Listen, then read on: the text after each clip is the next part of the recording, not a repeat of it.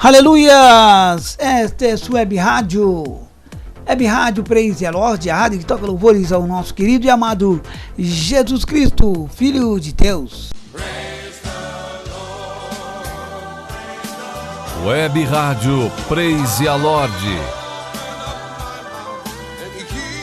Hinos, louvores ao Senhor Jesus Cristo, estudo da palavra de Jesus, tudo para a edificação em sua vida, com o pastor Alfredo A. Silva. Web Rádio Praise the Lord.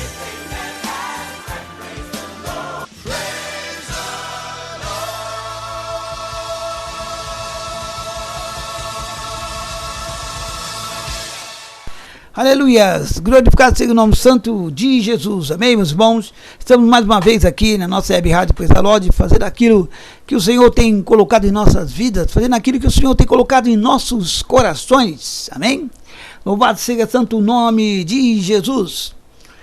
Meus queridos e amados irmãos, louvado seja Deus. Eu gostaria de compartilhar aqui junto com os irmãos uma passagem da palavra de Deus, que se encontra aqui no livro de Mateus, capítulo 24, e o versículo 3 a seguir. Diz assim a palavra do Senhor: E estando assentado no Monte das Oliveiras, chegaram-se a ele os seus discípulos, em particular, dizendo: Quando irão essas coisas acontecer? E que sinais tu nos mostrarás no fim do mundo? E Jesus respondeu e disse: Acautelai-vos que ninguém vos engane, porque muitos virão em meu nome dizendo, eu sou Cristo, e enganarão a muitos. Ouvides de guerras e temores de guerra. Olhai e não os assustei, porque é misto isso que aconteça, mas ainda não é o fim. Porquanto se levantará nação contra nação, e reino contra reino, e haverá fome, peste e terremotos em vários lugares. Mas todas essas coisas são os princípios das dores. Então, hão de entregar e seres atormentados e levarão-te à morte, e vós serão odiados por todos, por causa do meu nome. Versículo 10. Nesse tempo, muitos serão escandalizados, trairão-se uns aos outros, e outros se aborrecerão. Surgirão muitos falsos profetas, e enganarão a muito. E por se multiplicar a iniquidade, o amor de muito esfriará. Mas aquele que perseverar até o fim, este será salvo. E este evangelho do reino será pregado a todo mundo, em testemunha de todas as pessoas. Então virá o fim. Amém? Senhor, meu Deus, meu Pai, que teu Espírito Santo possa me dar a tua direção, a tua inspiração, para que eu venha trazer, Senhor Jesus, a tua mensagem até esses seus filhos. Em nome de Jesus eu te peço. Amém. Amém. Louvado seja Deus, meus queridos irmãos. Então, meus irmãos, nós vimos aqui no livro de Mateus, capítulo 24, e a partir do versículo 3, uma situação da qual, quando Jesus assentava-se no monte, estava ali conversando com os discípulos, então, de repente, surgiu uma dúvida no coração dos discípulos, e eles perguntaram: Mestre, o senhor fala da segunda volta do Senhor, que o senhor vai vir, mas o senhor poderia nos dar um exemplo para nós, ou nos dar um sinal de como será a tua vinda? O senhor pode nos especificar melhor para a gente, para nós sabemos ou ficarmos vigilantes e percebemos a tua vinda? Jesus então pega a primeira observação que ele fala, ele disse: olha, vós acautelai-vos, que vós não os engane. Ou seja, acautelai-vos tome cuidado com que as pessoas não se enganem. Não se engane você, para com que você não perca a tua salvação. Então ele vem e se refere dizendo várias profecias, das quais nós vamos citar algumas delas. E ele diz: olha, tu ouvirão falar sobre guerras e rumores de guerras. Mas isso é misto que vem acontecer. E você também ouvirão falar de fomes e terremotos em vários lugares. E também vocês serão levados à morte. Vocês serão odiados por causa do meu nome. Meus queridos irmãos, quando você olha para essas palavras que Jesus disse há mais de 2000 anos atrás, Se você estiver ligado com Deus no Espírito Santo do Senhor, como diz a palavra, ouça que o Espírito diz à igreja, você vai poder perfeitamente perceber, meus queridos irmãos, que essas profecias já estão se cumprindo. Guerra, rumores de guerra, a gente já se vê nos nossos países. Nós vimos aí Primeira, Segunda Guerra Mundial e terremotos acontecendo no Japão, em outros países, na Turquia, na África. Tanto terremoto, tanta peste, tantas coisas vêm acontecendo que nós já não estamos analisando a respeito disso.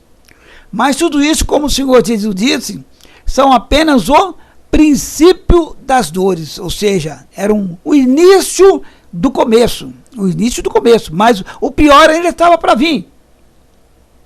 Mas quando você começa a olhar, então, a palavra do Senhor aqui, a partir do versículo 10, diz o seguinte: e nesse tempo muitos serão escandalizados, trairão-se uns aos outros e outros o aborrecerão. Bom, eu vejo isso, meu querido irmão. Por exemplo, hoje na nossa política que nós estamos vivendo aqui hoje, eu fico pensando comigo, como que pode, por exemplo, cristão, pessoa de Deus, se dizendo cristão, com Bíblia debaixo do braço, e dizendo que apoia um partido de esquerda. Bom, eu não consigo entender essas coisas, Deus me perdoe se eu estiver errado na minha interpretação, mas ao meu ver, meu querido irmão, um partido de esquerda só traz coisa desagradável ao Senhor.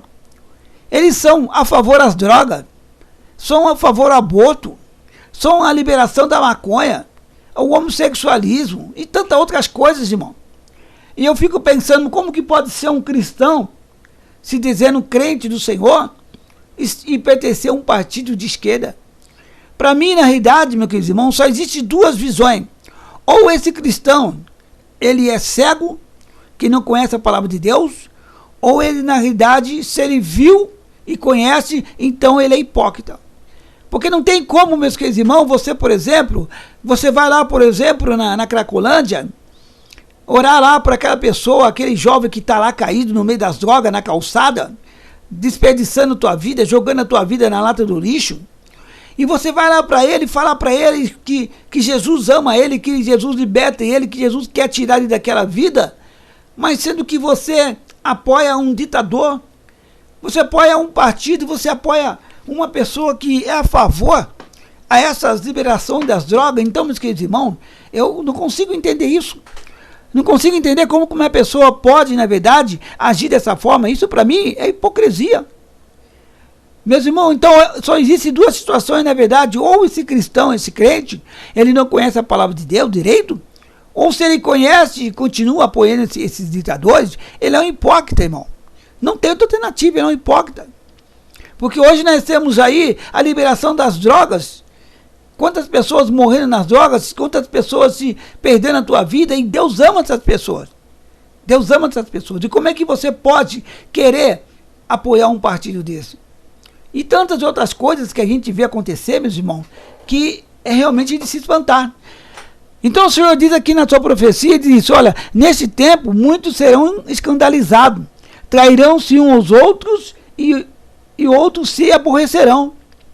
É justamente isso, meus irmãos. Outra coisa que eu fico vendo, já sendo culto objetivo, eu falo para os irmãos, não existe, por exemplo, pastores de esquerda, irmão.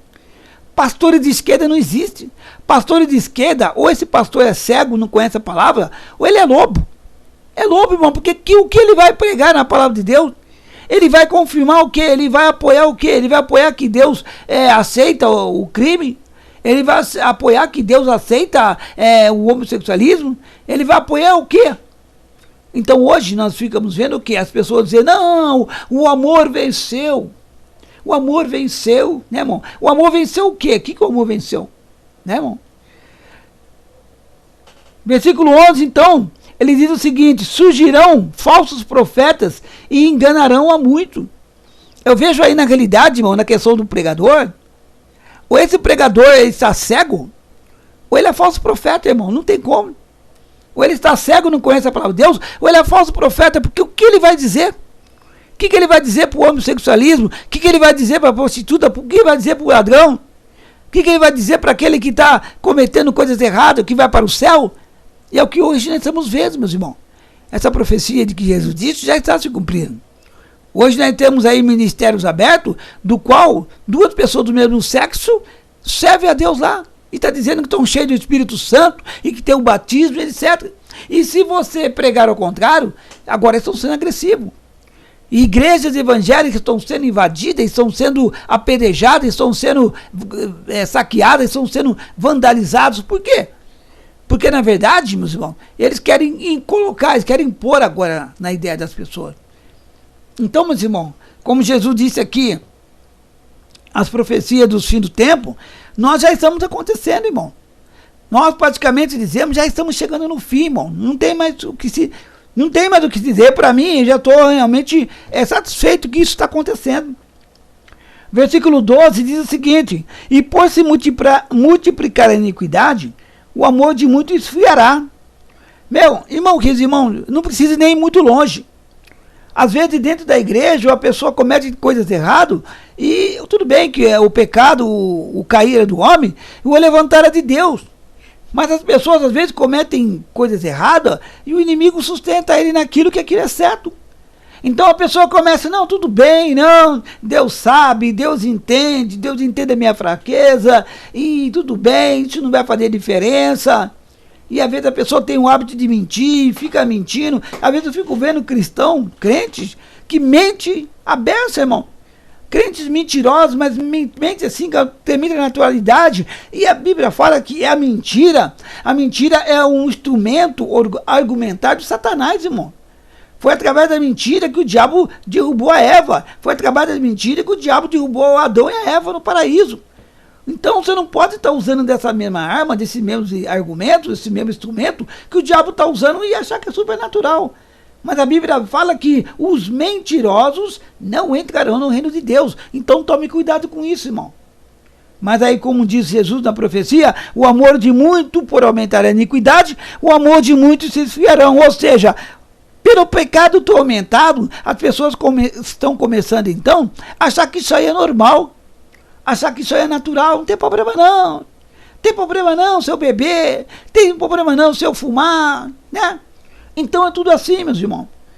Né? Uma coisa que eu já, dentro do assunto, que eu não acho legal para um cristão, é essa questão de fazer tatuagem, irmão.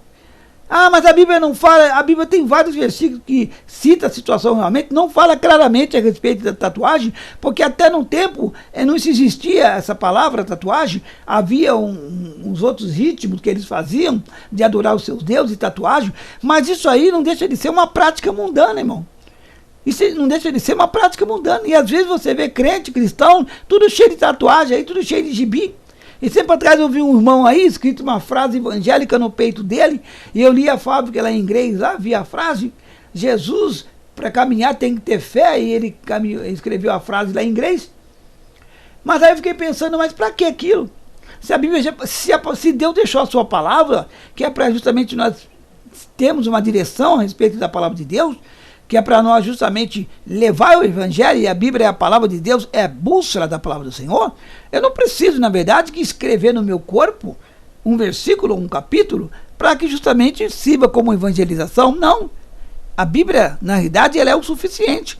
Ela é o suficiente para mim realmente ter a palavra inspiração através do Espírito Santo. Então eu não preciso ficar escrevendo o meu corpo para isso. Mas aqui o Senhor disse. Então, outra coisa, só fechar nesse assunto. Agora, se a pessoa não conheceu a palavra de Deus e agora hoje ele veio e aceitou Jesus e ele está com tatuagem, então que realmente fique só com essas tatuagens, porque eu sei que não sai, mas então continue servindo a Deus. Eu creio que isso não alterará na sua salvação. Mas hoje, se você, querido irmão e irmã, se não tem essas marcas de tatuagem no seu corpo, não faça não, irmão. Porque isso na verdade é tudo desejo pagão. E eu não creio que Deus ficaria agradado com isso não. Amém?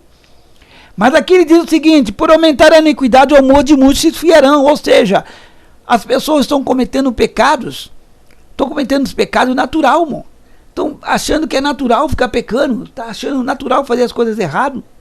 Então, meus irmãos, outra profecia que o Senhor disse: ai da grávida que estiverem naquele dia.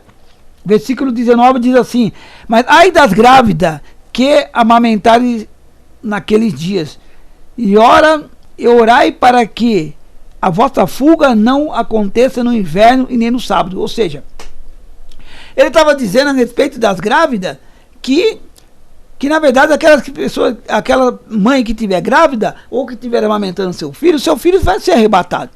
Isso mostra, na verdade, que as crianças são de Deus. As crianças são de Deus, meus irmãos. E hoje nós vemos aí, dentro da lei, né, um partido aí, entre aspas, né, que para mim ganhou a eleição, tomou a eleição, né, de um presidente que é a favor da droga, que é a favor do aborto. E como é que pode um cristão estar apoiando o aborto? E sendo que o aborto, que as crianças são herança do Senhor, irmão.